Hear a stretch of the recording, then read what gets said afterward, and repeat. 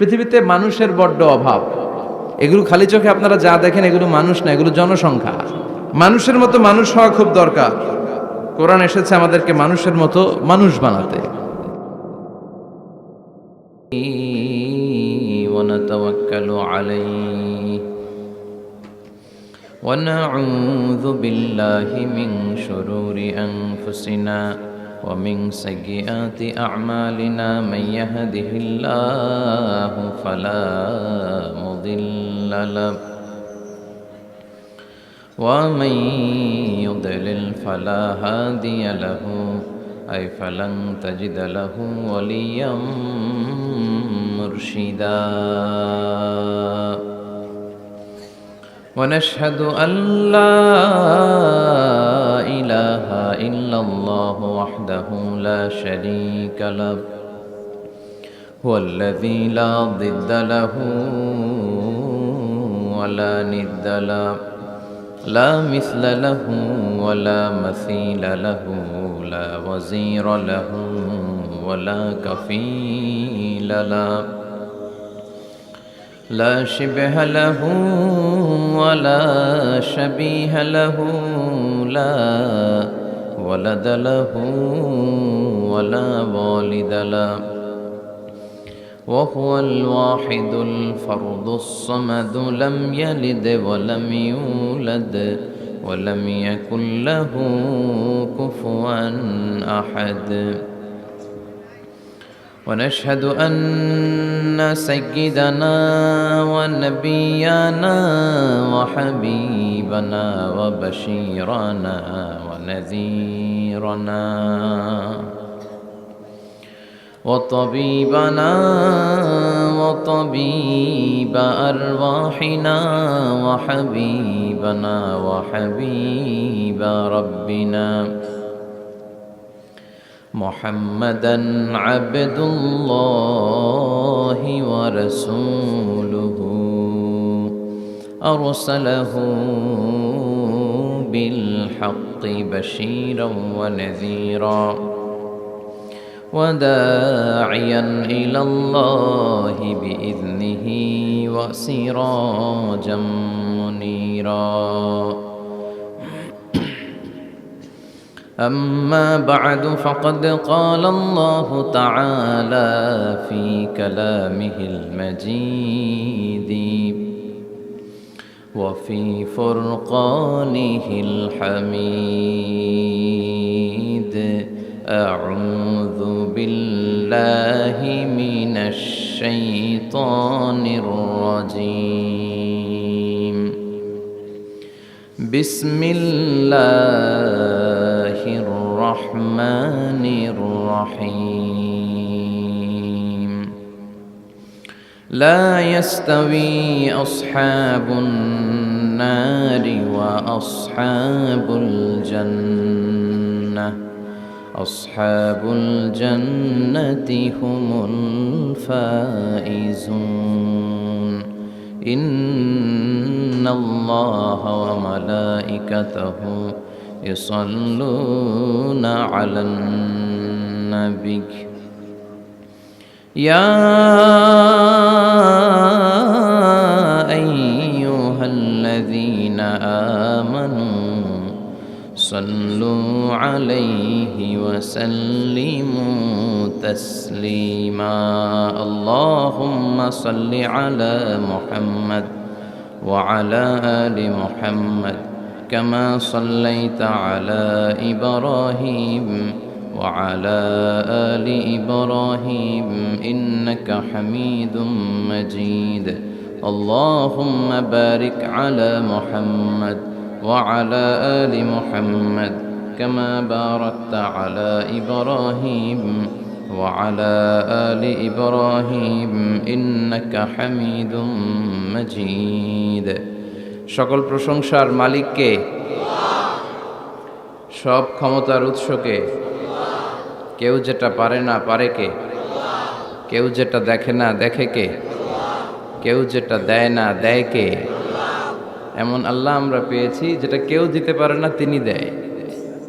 তার রহমতের দরিয়া বিশাল, তিনি দয়ালু, তিনি মেহেরবান। তার দয়ার কোনো শেষ নাই, তার মায়ার কোনো শেষ নাই, তার ভালোবাসার কোনো শেষ নাই। ভালোবাসাকে তিনি 100 টুকরা করেছেন। আল্লাহ তাআলা ভালোবাসা তৈরি করার পরে ভালোবাসাকে 100টা টুকরা করেছেন, করে নিজের মধ্যে 99 টুকরা ভালোবাসা তিনি জমিয়ে রেখেছেন, আর 1 টুকরা ভালোবাসা পৃথিবীর সবার মাঝে তিনি ঢেলে দিয়েছেন। ওই 1 টুকরা ভালোবাসার ছিটে ফোঁটা আমি কিছু পেয়েছি, আপনি কিছু পেয়েছেন, আপনারা কিছু পেয়েছেন, সবাই মিলে কিছু না কিছু পেয়েছি। সবাই মিলে কয় টুকরা? আওয়াজ করে বলেন, কয় টুকরা? আর নিজের কাছে তিনি রেখে দিয়েছেন জমা কয় টুকরা? 99 গুণ বেশি ভালোবাসার অধিকারী তিনি। তারপরও দেখবেন আমাদের মাঝেও কত ভালোবাসার উদাহরণ দেখা যায় বিশ্বব্যাপী, গোটা পৃথিবীব্যাপী। ভালোবাসার উপন্যাসের কোনো শেষ নেই। ভালোবাসা নিয়ে নির্মিত রচিত মুভি, ফিল্মের কোনো শেষ নেই। এমনও ফিল্ম মেকার আছে, তারা এমনভাবে ঘটনা পরম্পরাকে শ্রোতাদের কাছে উপস্থাপন করে, আমরা সবাই জানি যে এটা হচ্ছে অ্যাক্টিং, তাই না? অ্যাক্টিং দেখেও আমরা কাঁদি। ভালোবাসার এরকম নমুনা তারা স্থাপন করে। হ্যাঁ, শেষ পর্যন্ত দেখা যায় যে নায়ক নায়িকার ঘটনা এমন পর্যায়ে পরিচালক নিয়ে যায়, মনের অজান্তে আমরা কাঁদি। এই কষ্ট, এই দুঃখ, এই বিরহ দেখে আমরা কাঁদি, কিন্তু আমরা জানি যে it's an acting, it's not the real life. এটা বাস্তব জীবন নয়, এটা নাটক, টাকার বিনিময়ে ওনারা অভিনয় করেন। এই অভিনয় দেখে আমরা কাঁদি। তার মানে ভালোবাসার কি উপমা পরিচালক সিনেমার মধ্যে সেট করেছে, ঠিক কিনা? আবার আইয়ুব বাচ্চু মরার আগে বলে গেছে, সব ভালো তুই একা বাসিস নে, একটু ভালোবাসতে দিস মোরে। তো গোটা বিশ্বব্যাপী ভালোবাসাবাসী। আবার 14 ফেব্রুয়ারি একটা আছে, বিশ্ব ভালোবাসা দিবস আছে, আপনারা পালন করেন? এগুলো করা যাবে? আমাদের জন্য আল্লাহ অনেক দামি দামি সময় রেখেছে। কদরের রাত, লাইলাতুল কদর খায়রুম মিন আলফি শাহর, 1000 মাসের চেয়েও সেরা। কদরের রাতের বারাকা, মার্সি, ব্লেসিংস যদি কেউ হাসিল করতে পারে, 1000 বছর ইবাদত করলে যেই সওয়াব, আল্লাহ ওই পরিমাণ সওয়াব ওই ইবাদতকারীর আমলনামায় লিখে দিবে। কিন্তু বিষ্ণু বলেছেন, ফালতামিসু ফিল আশরিল আওয়াখিরি মিনাল ভিতর, রমাদানের শেষ দশকের বেজর রাত্রিতে কদর তালাশ করো। 21, 23, 25, 27, 29 এই 3টা রাতেই আপনাকে সমান তালে ইবাদত করতে হবে। যে কোনো রাতেই কদর হয়ে যেতে পারে, কিন্তু আমরা বাংলাদেশে পালন করি কোন রাত? কথা বলেন। তো আপনি ইবাদত করলেন 27-এর রাতে, ওই বছর কদর হয়ে গেল 29-এর রাতে, যাবেন কই? মান হরিমা ফাকাদ হরিমা, মান হরিমা খায়রাহা ফাকাদ হরিমা। বিষ্ণু বললেন, যে কদরের রাত থেকে বঞ্চিত হলো, এর বরকত থেকে তার চেয়ে কপাল পোড়া মানুষ পৃথিবীতে নাই। এ রাত্রিতে মা আয়েশাকে বিশ্বনবী একটা স্পেশাল দোয়া শিখিয়ে দিয়েছেন, আর বলেছেন, আয়েশা, কদরের রাতে তুমি এই দোয়াটি পড়বে, আল্লাহুম্মা ইন্নাকা আফুন তুহিব্বুল আফওয়া ফাআফু আন্নি। মানে, হে আল্লাহ, আপনি ক্ষমাশীল, আপনি ক্ষমা করাকে পছন্দ করেন। আল্লাহ, আপনি আমাদেরকে ক্ষমা করে দেন। তিনি ক্ষমা করাকে পছন্দ করেন, তিনি মাফ করাকে পছন্দ করেন, তিনি তওবা কবুল করাকে পছন্দ করেন। 24/7 তার দরজাটা খোলা। রাত যত গভীর হয় দোকানপাট বন্ধ হয়, শপিং মলের শাটার বন্ধ হয়, শাটডাউন হয়, সব ক্লোজ হয়ে যায়। আর রাত্রি যত গভীর হয় আল্লাহর রহমতের দরজা তত খুলতে থাকে। এজন্য আপনি যতই পাপ করেন না কেন, যতই অন্যায় করেন না কেন, আল্লাহ বলেন, লা তাইআসু মির রাহিল্লাহ, নেভার গিভ আপ। কখনো হতাশ হয়ো না, কখনো আমার রহমত থেকে নিরাশ হয়ো না। তিনি দয়ার সাগর, তিনি মায়ার সাগর। আপনি কত পাপ করেছেন, কত অন্যায় করেছেন, কত মিথ্যা বলেছেন, কত নামাজ কাজা করেছেন, আপনার পাপ, আপনার অন্যায়, আপনার অপরাধ যদি হয় খালের পানির সমান, বিলের পানির সমান, জেনে রাখবেন আল্লাহর দয়া হচ্ছে সাগরের পানির সমান। আমাদের পাপ, আমাদের অন্যায় যদি হয় পাহাড়ের সমান, আল্লাহর দয়া হচ্ছে আকাশের সমান। লা তাকনাতু মির রাহমাতিল্লাহ, আল্লাহ বললেন, কখনো আমার রহমত থেকে নিরাশ হয়ো না। এজন্য বিপদে আপদে সব সময় আমরা প্রশংসা করব একজনের, চিল্লায় বলতে হবে, তিনি কে? তিনি হচ্ছেন আল্লাহ। তিনি চাইলেই আমাদের সব গুনাহগুলো মাফ করে দিতে পারেন। এখানে আওয়াজ করে কে?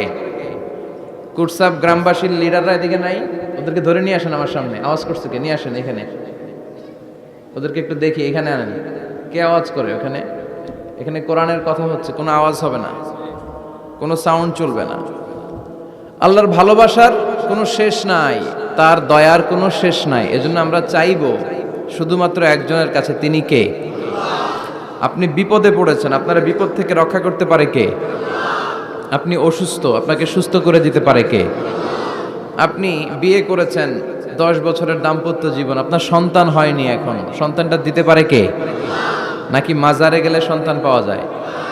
অনেকে মাজারে যে মানত করে সন্তান পাওয়ার আশায়, এরকম লোক আমাদের আশেপাশে আছে না নাই?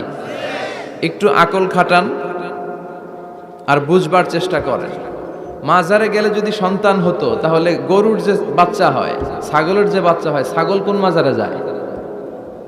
গরুর যে বাচ্চা হইলো, গরু কোন মাজারে যে বাচ্চা পেল? কথা বুঝতে পেরেছেন? তার মানে কোনো মাজার থেকে সন্তান পাওয়া যায় না, কোনো বাবার দরবারে গেলে সন্তান পাওয়া যায় না। কেউ কাউরে কিছু করে দিতে পারে না, করে দিতে পারে একজন, তিনি কে? সব সময় সে আল্লাহর প্রশংসা করার দরকার আছে না নাই? কম কম না বেশি বেশি? আল্লাহর প্রশংসা করতে হবে বেশি বেশি। বিশ্বনবী ঈসা ইসলাম মসজিদে নববীতে একটা হাদিসের বঙ্গানুবাদ শোনাই আপনাদেরকে। তিনি মসজিদে নববীতে নামাজ শুরু করেছেন আল্লাহু আকবার বলে। বিশ্বনবীর মসজিদে নববীর জামাতের পদ্ধতি ছিল, সেখানে আমরা যেমনি আমাদের মসজিদে শুধু পুরুষরা যাই, ওনার মসজিদে শুধু পুরুষরা যেতেন না, নারীরাও যেত। সুবহানাল্লাহ পড়ে। হিজরা, হিজরা চিনেন? ডাক্তারি ভাষায় এদেরকে বলে হার্মোফ্রোডাইট। ডাক্তার যারা আছেন বুঝবেন, হার্মোফ্রোডাইট, বাইসেক্সুয়াল, উভয় লিঙ্গ এরা, মিডল জেন্ডার, পুরুষও না নারীও না, এরকম করেও আল্লাহ কিছু মানুষ বানায়। আমরা যে পুরুষ হয়েছি বানিয়েছে কে? আমাদের বোন, আমাদের মা, ওদেরকে নারী বানিয়েছে কে? আবার আমাদের অনেকের সন্তান পুরুষও হয় না, নারীও হয় না, মাঝামাঝি আরেকটা জেন্ডারের হয়, বাইসেক্সুয়াল বলে, শিমেল, হিজরা। ওদেরকে হিজরা করে বানালো কে? আপনি আর আমি হিজরা হইতে পারতাম না? পারতাম। আমার বোন, আমার মা, ওরা হিজরা হতে পারতো না? পারতো।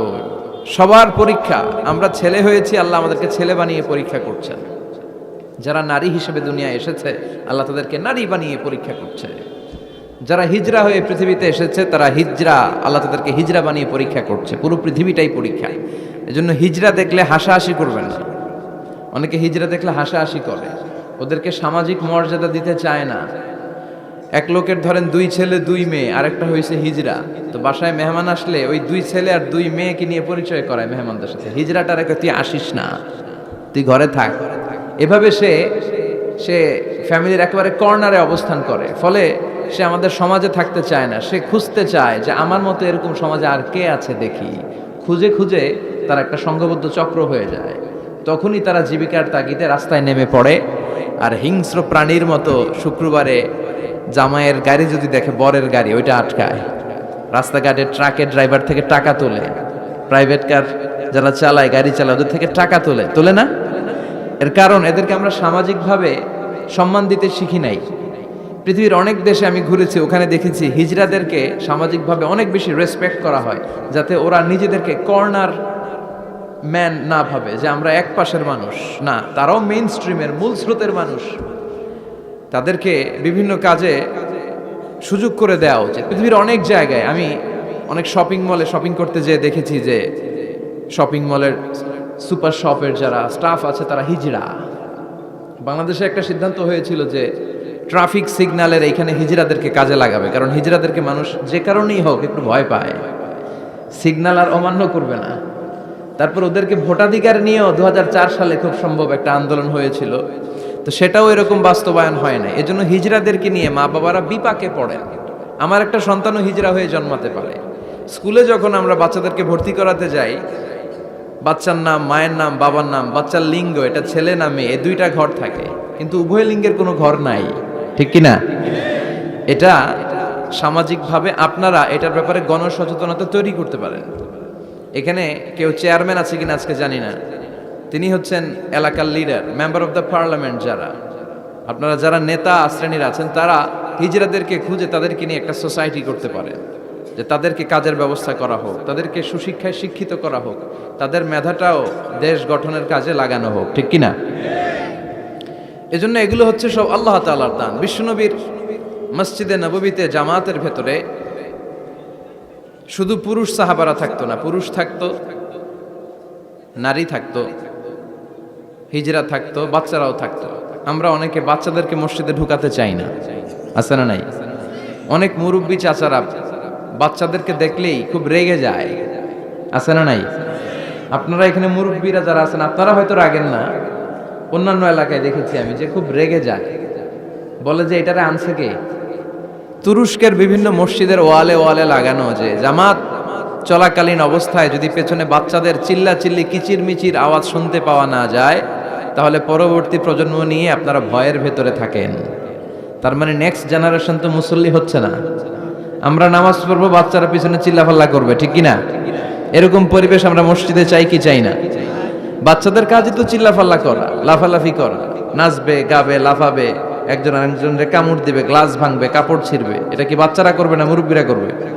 মুরব্বী লাফালাফি করলে মানাবে? কথা বলেন তো। বাচ্চাদের কাজ বাচ্চাদেরকে করতে দেন, আর সাথে করে মসজিদে নিয়ে যাবেন, বাবারা মসজিদে নিয়ে যাবেন, ওকে বুঝাবেন যে এটা আমাদের ইবাদত গাহ, এখানে বসে আমরা আমাদের স্রষ্টাকে ডাকি, এখানে দুষ্টুমি করা যাবে না।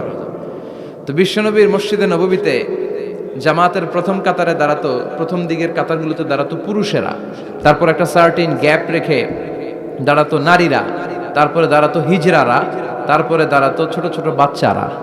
তো বিশ্বনবী সবাইকে নিয়ে দাঁড়িয়ে নামাজ শুরু করেছেন, আল্লাহু আকবার। রুকুতে গিয়েছেন, রুকু থেকে উঠে পড়েছেন সামি আল্লাহু লিমান হামিদা। পেছন থেকে সাহাবারা ফিসফিস আওয়াজে পড়েছে রব্বানা ওয়ালাকাল হামদ। একজন সাহাবা অতিরিক্ত আরো 4টা তাসবিহ বাড়িয়ে পড়েছে, হামদান কাসীরান তাইয়িবান মুবারাকান ফি। সালাত শেষে বিশ্বনবী এই সাহাবাকে বললেন, সাহাবীদের দিকে লক্ষ্য করে বললেন যে তোমরা সবাই পড়েছো রব্বানা ওয়ালাকাল হামদ, কে জন্য বাড়িয়ে পড়েছো হামদান কাসীরান তাইয়িবান মুবারাকান ফি? এই 4টা তাসবিহ কে পড়েছো? এটা তো আমি শিখাই নাই, তুমি পেলে কই? কেউ দাঁড়ায় না, ভয়ে। বিশ্বনবী অভয় দিলেন, ভয় পেও না, দাঁড়াও। একজন দাঁড়িয়ে বলল, ইয়া রাসূলুল্লাহ, আমি আল্লাহর তাসবিহ কম কম পড়লে আমার পোষায় না, আমার পড়তে মনে চাই বেশি বেশি, এজন্য আমি নিজ থেকেই 4টা তাসবিহ বানিয়ে পড়েছি। বিশ্বনবী বললেন, ভয় পেও না, তোমরা তো দেখোনি, আমি সালাতরত অবস্থায় দেখেছি বিদউ ওয়া সালাসুনা মালাইকা, তোমার এই 4টা তাসবিহর যে সওয়াব হয়েছে, এই সওয়াবটা 30 জনেরও বেশি ফেরেশতা কে কার আগে আল্লাহর আরশে পৌঁছে দিবে এ নিয়ে আকাশে প্রতিযোগিতা করছিল।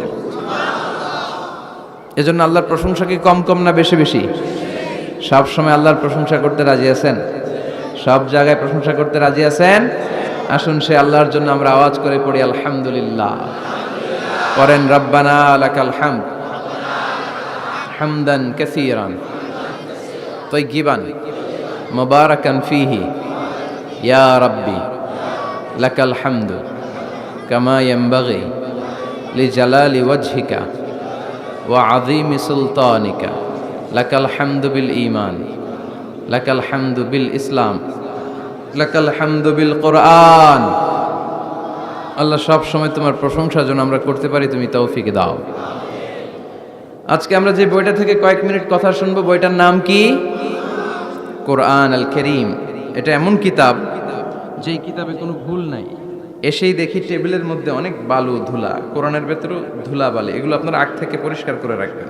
এগুলো হুজুরের জন্য রেখে দেয় যে মাহফিলের সব কাজ আমরা করছি, এটা হুজুরে করুক, এরকম আছে না নাই? তো ঠিক আছে, করলাম একটু কাজ, আর কোরআন পরিষ্কার করলে তো আরো ভালো। আল্লাহর কিতাবকে আমি একটু ক্লিন করে দিয়ে গেলাম। তো অ্যারেঞ্জমেন্টগুলো আপনারা খেয়াল রাখবেন। আর মাঝে মাঝে কোরআন এমন ছিঁড়ে পাড়া, এত পুরাতন কোরআন এনে দেয়, আজকেরটার অবস্থা মাঝামাঝি, অন্য জায়গায় এত ছিঁড়া পাড়া কোরআন দেয়, তো ওইটা নিয়ে বসাই কঠিন। পৃথিবীর সবচাইতে নন্দিত কিতাবটা আজকে নিন্দিত এবং অবহেলিত, যেটা আমাদের সফলতার কারণ, যেটা আমাদেরকে দুনিয়া আখেরাতে মুক্তির জন্য আল্লাহ পাঠিয়েছে, সেটাকে আমরা গুরুত্ব দেই না। এজন্য আমি বলি যে Quran is not for your self, not for your book shelf, Quran is for your self.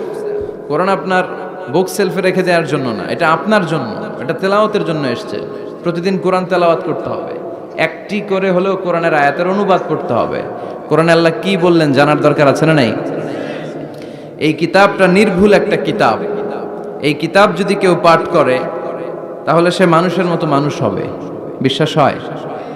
এই কিতাব যদি কেউ পাঠ করে তাহলে সে সুশিক্ষিত হবে, কারণ এই কিতাবের প্রথম কথা হচ্ছে পড়ো, পড়ে নিজের জীবন গড়ো, ঠিক কিনা?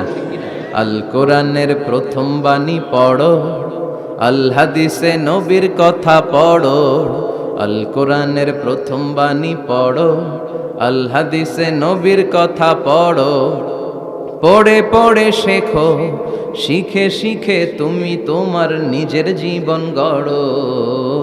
সুবহানাল্লাহ পড়ে, পড়ো, পড়তে পড়তে নিজের জীবন গড়ো। তো এই কোরআন পড়লে সে সুশিক্ষায় শিক্ষিত একজন মানুষ হয়, সিভিলাইজড হয়, ভদ্র হয়, সভ্য হয়, মানুষের মতো মানুষ হয়। এই কোরআন এসেছে আমাদেরকে মানুষের মতো মানুষ বানাতে। কি বানাতে? আওয়াজ করে বলেন, আবার বলেন। এই কথাটার সাথে আপনারা পরিচিত না? বলেন। মুরব্বীরা আমাদেরকে বলে না যে তুই মানুষের মতো মানুষ হ? এটা তো কমন কথা, ঠিক কিনা? তো এই কোরআন কিন্তু এসেছে আমাদেরকে মানুষের মতো মানুষ বানানোর জন্য। পৃথিবীতে মানুষের বড্ড অভাব। অনেকে বলতে পারেন, হুজুর কি বলেন, 700 কোটি মানুষ আর আপনি কোন মানুষের অভাব? কোথাও গেলেই খালি মানুষ আর মানুষ, রাস্তাঘাটে মানুষ, এখানে মানুষ, ওখানে মানুষ, বিশাল লম্বা সিরিয়াল। এগুলো খালি চোখে আপনারা যা দেখেন এগুলো মানুষ না, এগুলো জনসংখ্যা। এগুলো কি? এজন্য বলা হয় বাড়ছে জনসংখ্যা কিন্তু কমছে মানুষ। বাড়ছে কি কিন্তু কমছে কি? মানুষের মতো মানুষ হওয়া খুব দরকার। কোরআন এসেছে আমাদেরকে মানুষের মতো মানুষ বানাতে। আমি প্রায় বলি যে গরুর পেট থেকে বেরোলে ওটা গরু হয়ে যায়, ছাগলের পেট থেকে বেরোলেই ছাগল, মুরগির পেট থেকে বেরোলেই মুরগি, কিন্তু মানুষের পেট থেকে বেরোলেই ওটা মানুষ হয় না, ওটার মানুষ করতে হয়, ওটার মানুষ বানাতে হয়, ঠিক কিনা? আবার ছাগল রে কেউ কোনোদিন বলে না যে তুই ছাগলের মতো ছাগল হ, বলে? গরুরে কেউ কোনোদিন বলছে তুই গরুর মতো গরু হ? আপনাদের এলাকায় গরু টরু তো নাই না, এজন্য বুঝতে অনেক কষ্ট হচ্ছে মনে হয়। আছে গরু? গরু পালেন না আপনারা? পালেন? পালেন? তো আপনার গরুরে কোনোদিন বলছিলেন যে তুই গরুর মতো গরু হইস? ছাগলের কেউ কোনোদিন বলে না তুই ছাগলের মতো ছাগল হ, কিন্তু মানুষকে বলা হয় তুই মানুষের মতো মানুষ হ, কারণ মানুষের মতো মানুষের বড় অভাব। এই দুনিয়া এখন তো আর সেই দুনিয়া নাই, মানুষ নামের মানুষ আছে, দুনিয়া বোঝাই, সেই মানুষের ভিড়ে আমার আসল মানুষ নাই, ঠিক কিনা? আসল মানুষের বড় অভাব। তো এই কোরআনটা এসেছে আমাদেরকে আসল মানুষ বানাতে, মানুষের মতো মানুষ বানাতে। আপনি আপনার ছেলের এই বইটা পড়াই দিয়েন, দেখবেন মানুষের মতো মানুষ হয়ে গেছে। এই ছেলে আর চাঁদাবাজি করবে না, টেন্ডারবাজি করবে না, খাদ্যে ভেজাল দিবে না, মাছে ফরমালিন দিবে না, কোনো সুন্দরী নারীকে মাঝরাতে পেলে ধর্ষণের চেষ্টা করবে না। চিল্লা এখন ঠিক কিনা?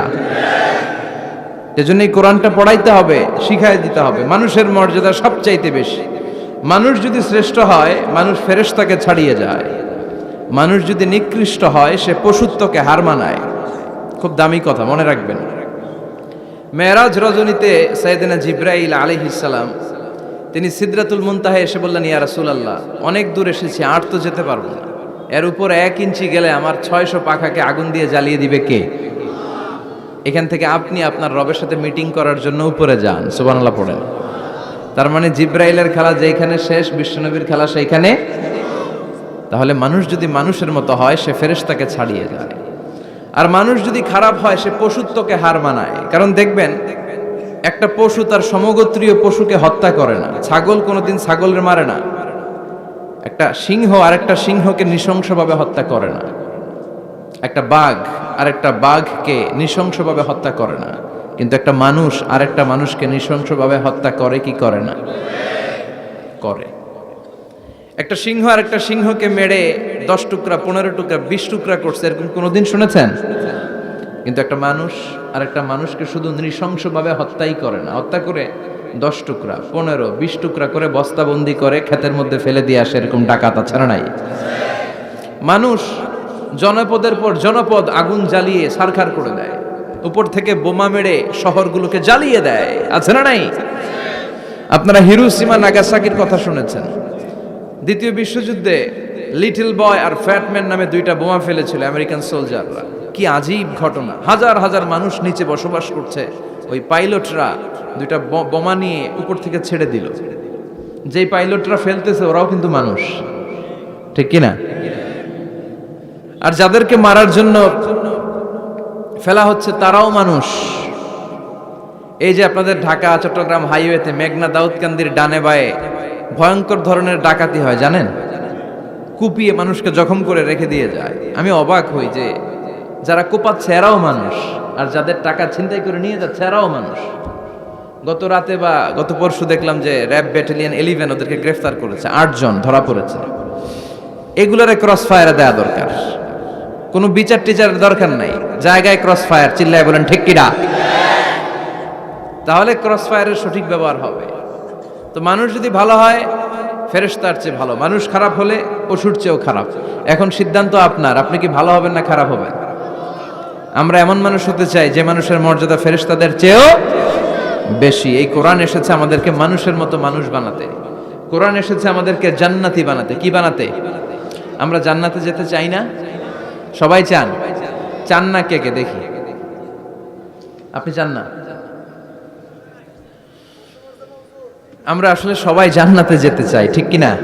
মালিক তুমি জান্নাতে, তোমার পাশে আমায় একটি ঘর বানিয়ে দিও, একটি ঘর বানিয়ে দিও সে বিভীষিকাময় মহাদিনে, তোমার প্রতিবেশী করে নিও।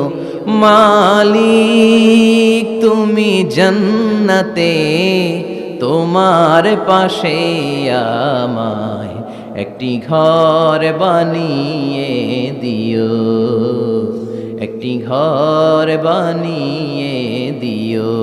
পড়েন আমিন। তাহলে আমরা সবাই চাই জান্নাতে যেতে। কই যেতে? আমাদের আসলে টার্গেটই তো ওইটা। প্রত্যেকের একটা টার্গেট থাকা চাই না? আমাদের টার্গেটই এই যে আল্লাহর সন্তুষ্টি অর্জনের মধ্য দিয়ে আমরা কই ঢুকতে চাই। আর জান্নাতে যারা ঢুকলো তারা সফল, এই ঘোষণাটা কার? চিল্লায় বলতে হবে কার? রব্বুল আলামিন বলেন লা ইয়াস্তাবি আসহাবুন নারি ওয়া আসহাবুল জান্নাতি, আসহাবুল জান্নাতি হুমুল ফাইজুন। সুবহানাল্লাহ।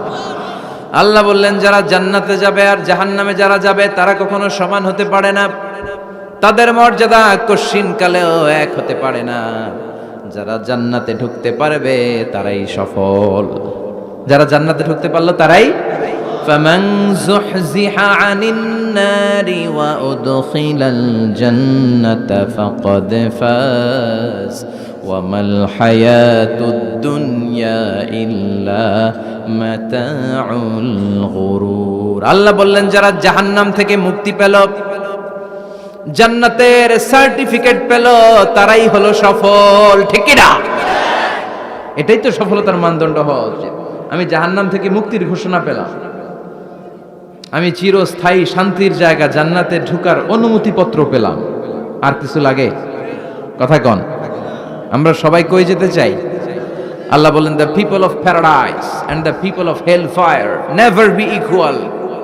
The people of paradise gained the ultimate success in life. যারা জান্নাতে যাওয়ার অনুমতি পেল তারাই সফল। আমরা সেই সফল মানুষ হতে চাই, ঠিক কিনা? আমরা সবাই জান্নাতে যেতে চাই। আসলেই চান তো? শুধু কথায় না কাজেও? কাজেও সেটার প্রমাণ দিতে হবে। আমরা জান্নাতে যেতে চাই। জান্নাত এমন জায়গা যে জায়গায় আছে শুধু আরাম আর আরাম, আর জাহান্নামে আছে খালি ব্যারাম। আরামের বিপরীত কি? জান্নাতে আছে কি? কই ব্যারাম। জান্নাতে আছে কি? আর জাহান্নামে? আওয়াজ করে বলেন জান্নাতে কি আছে?